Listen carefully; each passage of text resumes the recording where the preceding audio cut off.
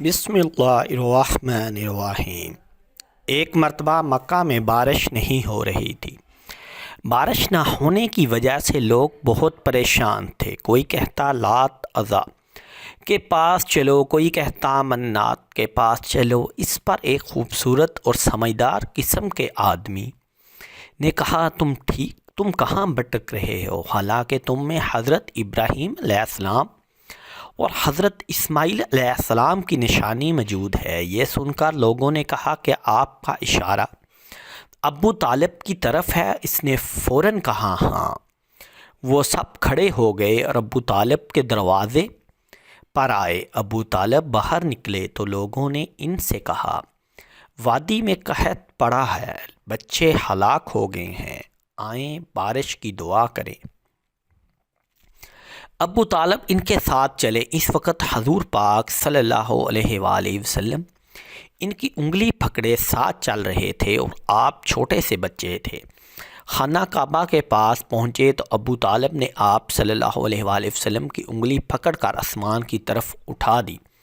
اس وقت آسمان میں بادل کا کوئی ٹکڑا نہ تھا، یعنی بارش ہونے کے کوئی آثار نہ تھے، لیکن جو ہی آپ کی انگلی مبارک اوپر اٹھی، بادل ادھر ادھر سے آ کر جمع ہونے لگے اور پھر بارش شروع ہو گئی۔ شہر اور دیہات سب کے سب سیراب ہو گئے۔ سبحان اللہ، سبحان اللہ، سبحان اللہ۔ ایک دن حضرت عبد المطلب خانہ کعبہ میں حجر اسود کے پاس بیٹھے ہوئے تھے۔ ایسے میں ان کے پاس نجران کے عیسائی آ گئے۔ ان میں ایک پادری بھی تھا۔ اس پادری نے عبد المطلب سے کہا ہماری کتابوں میں ایسے نبی کی علامات ہیں جو حضرت اسماعیل علیہ السلام کی اولاد میں ہو، ہاں باقی ہے۔ یہ شہر اس کی جائے پیدائش ہوگا، اس کی نشانیاں یہ ہوں گی۔ ابھی یہ بات ہو رہی تھی کہ کوئی شخص آپ صلی اللہ علیہ وآلہ وسلم کو وہاں لے کر آ پہنچا۔ پادری کی نظر جو ہی آپ صلی اللہ علیہ وآلہ وسلم پر پڑی، وہ چیونک اٹھا۔ آپ کی آنکھوں، کمر اور پیڑوں کو دیکھ کر وہ چلا اٹھا وہ نبی یہی ہیں۔ یہ تمہارے کیا لگتے ہیں؟ عبد المطلب بولے یہ میرے بیٹے ہیں۔ اس پر وہ پادری بولا تب یہ وہ نہیں، اس لیے کہ ہماری کتابوں میں لکھا ہے کہ اس کے والد کا انتقال اس کی ولادت سے پہلے ہو جائے گا۔ یہ سن کر عبد المطلب بولے یہ دراصل میرا پوتا ہے، اس کے باپ کا انتقال اس وقت ہو گیا تھا جب یہ پیدا بھی نہیں ہوا تھا۔ اس پر پادری بولا ہاں یہ بات ہوئی نا، آپ اس کی پوری طرح حفاظت کریں۔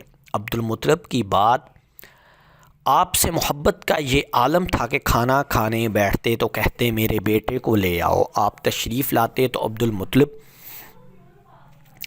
آپ کو اپنے پاس بٹھاتے، آپ کو اپنے ساتھ کھلاتے۔ سبحان اللہ، سبحان اللہ۔ بہت زیادہ عمر والے ایک صحابہ حیدر بن معاویہ رضی اللہ تعالی عنہ کہتے ہیں کہ میں ایک مرتبہ اسلام سے پہلے جاہلیت کے زمانے میں حج کے لیے مکہ معظمہ گیا۔ وہاں بیت اللہ کا طواف کر رہا تھا کہ میں نے ایک ایسے شخص کو دیکھا جو بہت بڑا اور بہت لمبے قد کا تھا۔ وہ بیت اللہ کا طواف کر رہا تھا اور کہہ رہا تھا اے میرے رب، میری سواری کو محمد صلی اللہ علیہ وآلہ وسلم کی طرف پھیر دے اور اسے میرا دستے بازو بنا دے۔ میں نے اسے بوڑھے کو جب یہ شعر پڑھتے سنا تو لوگوں سے پوچھا یہ کون ہے؟ لوگوں نے بتایا عبد المطلب بن ہاشم ہے۔ انہوں نے اپنے پوتے کو اپنے ایک اونٹ کی تلاش میں بھیجا ہے، وہ اونٹ گم ہو گیا ہے، اور وہ پوتا ایسا ہے جب بھی کسی گمشدہ چیز کی تلاش میں اسے بھیجا جاتا ہے تو وہ چیز لے کر ہی آتا ہے۔ پوتے سے پہلے یہ اپنے بیٹوں کو اس اونٹ کی تلاش میں بھیج چکے تھے، لیکن وہ ناکام لوٹ آئے ہیں۔ اب چونکہ پوتے کو گئے ہوئے دیر ہو گئی ہے، اس لیے پریشان ہے اور دعا مانگ رہے ہیں۔ تھوڑی ہی دیر گزری تھی کہ میں نے دیکھا آپ صلی اللہ علیہ وآلہ وسلم اونٹ کو لیے تشریف لا رہے ہیں۔ عبد المطلب نے آپ کو دیکھ کر کہا میرے بیٹے، میں تمہارے لیے اس قدر فکر مند ہو گیا تھا کہ شاید اس کا اثر کبھی میرے دل سے نہ جائے۔ حضور پاک صلی اللہ علیہ وآلہ وسلم کے چچا ابو طالب ایک بار ذی المجاز کے میلے میں گئے۔ یہ جگہ عرفات سے تقریباً 8 کلومیٹر دور ہے۔ ان کے ساتھ رسول اللہ صلی اللہ علیہ وآلہ وسلم بھی تھے۔ ایسے میں ابو طالب کو پیاس محسوس ہوئی۔ انہوں نے آپ صلی اللہ علیہ وآلہ وسلم سے کہا، بھتیجے مجھے پیاس لگی ہے۔ یہ بات انہوں نے اس لیے نہیں کہی تھی کہ آپ صلی اللہ علیہ وآلہ وسلم کے پاس پانی تھا، بلکہ اپنی بے چینی ظاہر کرنے کے لیے کہی تھی۔ چچا کی بات سن کر آپ صلی اللہ علیہ وآلہ وسلم فوراً سواری سے اتر آئے اور بولے، چچا جان آپ کو پیاس لگی ہے؟ انہوں نے کہا، ہاں بھتیجے پیاس لگی ہے۔ یہ سنتے ہی آپ صلی اللہ علیہ وآلہ وسلم نے ایک پتھر پر اپنا ہاتھ مبارک مارا۔ جو ہی آپ نے پتھر پر پاؤں مارا، اس کے نیچے سے صاف اور عمدہ پانی پھوٹ نکلا۔ آپ صلی اللہ علیہ وآلہ وسلم نے فرمایا، اے چچا جان پی لیں۔ انہوں نے ایسا پانی پہلے کبھی نہیں پیا تھا، خوب سیر ہو کر پیا۔ جب انہوں نے پانی پی لیا تو آپ صلی اللہ علیہ وآلہ وسلم نے اسی جگہ اپنی ایڑی پھر ماری اور وہ جگہ دوبارہ ایسے خشک ہو گئی جیسے پہلے تھی۔ ایک مرتبہ آپ صلی اللہ علیہ وآلہ وسلم نے اپنے چچا زبیر کے ساتھ یمن کا سفر کیا۔ اس وقت آپ کی عمر 10 سال سے کچھ زیادہ تھی۔ رستے میں ایک وادی آ گئی، وہاں ایک بہت طاقتور اور مست اونٹ کھڑا نظر آیا۔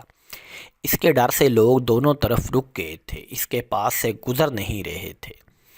آپ صلی اللہ علیہ وآلہ وسلم اس اونٹ سے ذرا بھی نہ ڈرے، اس کے نزدیک چلے گئے۔ اونٹ نے جو آپ صلی اللہ علیہ وآلہ وسلم کو دیکھا تو بیٹھ گیا اور اپنا سینہ زمین پر رگڑنے لگا۔ آپ صلی اللہ علیہ وآلہ وسلم اپنے اونٹ سے